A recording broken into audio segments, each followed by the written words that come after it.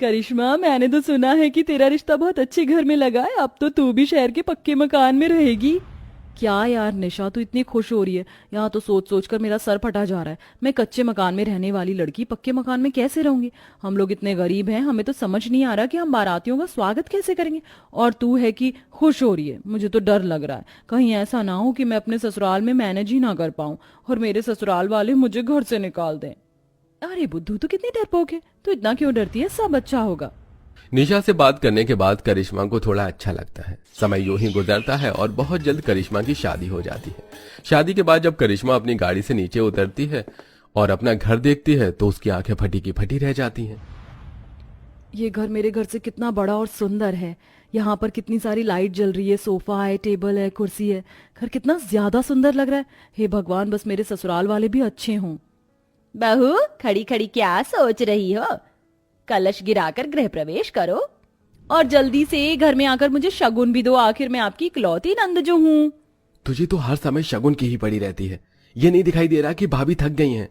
भैया, मैं आपको बहुत अच्छे से जानती हूँ। भाभी की आड़ में आप बचने की कोशिश करो। वैसे भी हमारे घर में एसी लगा है, भाभी को ज्यादा गर्मी नहीं लगेगी। क्यों भाभी, सही कहा ना मैंने? विपाशा की बात सुनकर करिश्मा कुछ नहीं बोलती और शर्मा जाती है। सुमित्रा अपनी बहू का गृह प्रवेश करवाती है और सभी अपने कमरे में सोने के लिए चले जाते हैं। करिश्मा पहली बार मुलायम बेड पर बैठती है और अपने मायके के दिन को याद करती है। माँ, अब तो घर में एक चारपाई ले आओ। रोज जमीन पर सोकर मेरी कमर अकड़ गई है। अरे बेटा, चारपाई हम जैसे गरीबों के घर में कहाँ होता है। पर तू फिक्र मत कर, तेरी शादी मैं अच्छे घर में कराऊंगी जहाँ तू मुलायम बिस्तर पर सोएगी। रहने दो माँ, तुम एक चारपाई तो घर में ला नहीं पा रही और चली मुझे बड़े घर में बिहाने। अरे इतना मुंह क्यों बनाती है? मुंह ना बनाऊं तो और क्या करूं? ना तो इस घर में एक छोटा सा पंखा है और ना ही चारपाई, और तुम इतनी कंजूस हो कि पूछो ही मत। माँ, तुम सही कहती थी। इस बिस्तर पर बैठकर ऐसा लग रहा है जैसे मैं किसी मखमल बिस्तर पर हूँ। मेरे घर में तो एसी भी लगा है, गर्मी का एहसास ही नहीं हो रहा। करिश्मा, कैसा लगा तुम्हें हमारा कमरा? और देखो, मैं तुम्हारे लिए शादी का गिफ्ट लेकर आया हूँ। एक बार खोलकर देखो। अरे ये तो सोने की अंगूठी है। ये तो बहुत महंगा लग रहा है। बहुत कीमती होगा ना? इस अंगूठी से ज्यादा कीमती मेरे लिए तुम। अमित का प्यार देखकर करिश्मा बहुत खुश होती है और अगले दिन करिश्मा की पहली रसोई होती है। अरे बिपाशा बेटा, आज तेरी भाभी की पहली रसोई है, जरा घर के कामों में उसका हाथ बटा दे। हाँ हाँ माँ, जानती हूँ। चलो भाभी, मैं आपको हमारे घर की रसोई दिखाती हूँ और क्या सामान कहाँ रखा है ये भी बताती हूँ। अगर आपको मेरी मदद चाहिए हो तो कह देना, मैं आपके साथ रसोई में ही खड़ी रहूंगी तब तक जब तक आपका खाना नहीं बन जाएगा। अरे अब बस बोलती रहेगी या रसोई में भी जाएगी? आशा के कहने पर विपाशा अपनी भाभी को रसोई में ले जाती है, जहां रसोई और गैस सिलेंडर, ढेर सारे मसाले, आटा, चावल के अलग अलग कंटेनर, ये सब देखकर करिश्मा थोड़ी घबरा जाती है। अपनी भाभी की घबराहट देख विपाशा उससे कहती है, क्या हुआ भाभी, आप बड़ी परेशान लग रही हैं? नहीं नहीं नहीं, ऐसा कुछ नहीं है। वो आज मेरा ससुराल में पहला दिन है ना, बस इसीलिए थोड़ी घबराहट हो रही है। भाभी आप घबराइए मत, मैं आपके साथ हूं ना। मैं आपकी मदद करूंगी और आपको बताऊंगी किस चीज का कैसे इस्तेमाल होता है। नहीं नहीं बिपाशा, तुम मुझे बस बता दो रसोई में आटा चावल दाल कहाँ रखा है, मैं खाना खुद बना लूंगी। करिश्मा अपनी नंद की मदद नहीं लेती और उसे रसोई से बाहर भेज देती है। और जब करिश्मा खाना बनाने लगती है तो उसे कहीं सिलबट्टा नजर नहीं आता और वो अपनी नंद को आवाज देती है। क्या हुआ भाभी, कोई प्रॉब्लम है क्या? वो मुझे सब्जी के लिए कुछ मसाले पीसने थे। मुझे समझ नहीं आ रहा कि ये मसाले कैसे पीसूं। मुझे कहीं सिलबट्टा नजर नहीं आ रहा। मैंने पूरी रसोई छान मारी। भाभी बस इतनी सी बात, यहाँ कुछ भी सिलबट्टे पर चीज नहीं, मिक्सी में पीसी जाती है। देखिए मैं आपको बताती हूँ कि मिक्सी में मसाला कैसे पीसा जाता है और इस मिक्सी का इस्तेमाल कैसे होता है। और आपने अब तक चिमनी क्यों नहीं चालू करी? आप अगर सब्जी में तड़का लगाओगे तो पूरे घर में छौंक लग जाएगा। वो मुझे पता नहीं था। कोई बात नहीं भाभी, धीरे धीरे सब पता चल जाएगा। इतना बोलकर विपाशा अपनी भाभी को चिमनी, मिक्स और माइक्रोवेव, फ्रिज आदि के बारे में बताती है, जिसे देखकर करिश्मा बड़ी हैरान होती है और एक बार फिर अपनी माँ के साथ गुजरे हुए उन पुराने दिनों को याद करती है जब वो अपनी माँ से खूब सारी शिकायतें किया करती थी।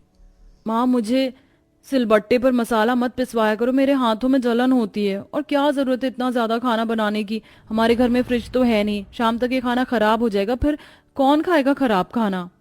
हे भगवान, इस लड़की के कितने नखरे हैं। बेटा तेरी माँ इतनी अमीर नहीं है जो तुझे रानी बना कर रखे। ससुराल में जाकर रहना महारानी की तरह, वहां तुझे सारी सुविधा की चीज मिल जाएंगी। माँ तुम तो ऐसे बोल रही हो जैसे कि तुम मेरी शादी पता नहीं कितने अच्छे घर में करोगी। जाना तो मुझे गरीब घर में ही है। अगर तेरी शिकायतें खत्म हो जाएं तो खाना बनाकर कपड़े भी धो लेना। क्या आज भी कपड़े मैं धोऊं? माँ कभी तो तुम भी धो लिया करो। बेटा यहाँ तो तुझसे 2 जने के कपड़े नहीं धुलते, ससुराल में क्या करेगी? ससुराल में कैसे अपने पति, सास, अपना और अपनी नंद के कपड़े धोएगी? भगवान ना करे अगर तुझे बड़ा परिवार मिल गया तो। ये लीजिए भाभी, मैंने आपका मसाला भी पीस दिया, चिमनी भी चला दी और सारी बोतलें भरकर फ्रिज में भी रख दी हैं। और माइक्रोवेव का इस्तेमाल कैसे किया जाता है मैंने आपको ये भी बता दिया। थैंक यू बिपाशा मेरी मदद करने के लिए, क्योंकि आज से पहले तो मैंने ये सारी चीज कभी देखी भी नहीं और यहाँ इतना सब कुछ है जिसके बारे में मुझे पता भी नहीं। भाभी फिक्र मत करो, हम सब हैं ना, हम आपकी मदद करेंगे। इतना बोलकर बिपाशा वहां से चली जाती है। अब इसी तरह से कुछ दिन बीत जाते हैं और समय के साथ धीरे धीरे करिश्मा अपने ससुराल में ढलने लगती है। ऐसे ही एक दिन करिश्मा की दोस्त निशा आती है। अरे निशा तू यहाँ अचानक? गांव में सब ठीक तो है?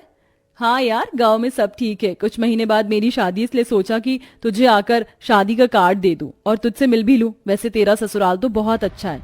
वैसे तू क्या काम कर रही है? मैंने तुझे काम करने में परेशान तो नहीं किया? अरे नहीं निशा, ऐसा कुछ नहीं है, यहाँ सब कुछ बहुत अच्छा है। और मैं कपड़े धो रही थी। अच्छा तू यहीं रुक, मैं तेरे लिए कुछ खाने के लिए लाती हूँ। क्या तू कपड़े धो रही थी और मैंने आकर तुझे परेशान कर दिया? बहुत सारे कपड़े होंगे ना तेरे पास, और तुझे तो कपड़े धोना बिल्कुल भी पसंद नहीं।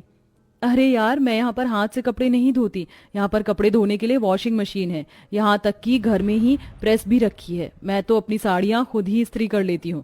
और यार तू बिल्कुल सही कहती थी, मेरा ससुराल बहुत अच्छा है, मैं बहुत अच्छे घर में आई हूँ। तेरी खुशी से साफ साफ नजर आ रहा है मुझे कि मेरी बातें बिल्कुल सही निकली। ये ले मेरी शादी का कार्ड, अगले महीने मेरी शादी है, तुझे मेरी शादी में जरूर आना है। मैं तेरी शादी में जरूर आऊंगी। और अब तू आ ही गई है तो कुछ देर रुक जा, मैं अभी तेरे लिए नाश्ता लेकर आती हूँ। करिश्मा अच्छे से अपनी दोस्त का वेलकम करती है और उसे चाय नाश्ता देती है। जब सुमित्रा को पता चलता है कि करिश्मा की दोस्त आई है तो वो भी उससे मिलने आती है। अरे बेटा अब आई हो तो एक दिन रुक कर ही जाना। आंटी जी आप सबसे मिलकर बहुत अच्छा लगा, पर मैं यहाँ नहीं रुक सकती। आप सब मेरी शादी में जरूर आना। और अब तो मैं शादी के बाद ही अपने पति के साथ आ पाऊंगी। अच्छा अब मैं चलती हूँ। अरे बेटा ऐसे कैसे जा रही हो? 2 मिनट रुको, बहू जरा मेरे कमरे से कुछ पैसे और कपड़े ले आ। तेरी सहेली पहली बार घर आई है, मैं उसे खाली हाथ तो नहीं जाने दे सकती। और हाँ अमित को फोन करके पूछ ले वो कहाँ है। बेटा तू 5 मिनट और रुक जा, अमित आकर तुझे बाइक से छोड़ देगा। सुमित्रा के फोर्स करने पर निशा मान जाती है और कुछ देर बाद अमित घर आता है और निशा को अपनी बाइक से घर छोड़कर आता है। ये सब देखकर निशा को बहुत अच्छा लगता है। तो वहीं समय के साथ धीरे धीरे करिश्मा अपने ससुराल वालों के रंग में रंग जाती है और इसी तरह एक खुशहाल जीवन जीती है। वैसे आपने अपने किचन के लिए अब तक का सबसे महंगा आइटम कौन सा खरीदा है, जिसको खरीदकर आपको बहुत खुशी हुई थी? कमेंट में बताना मत भूलना।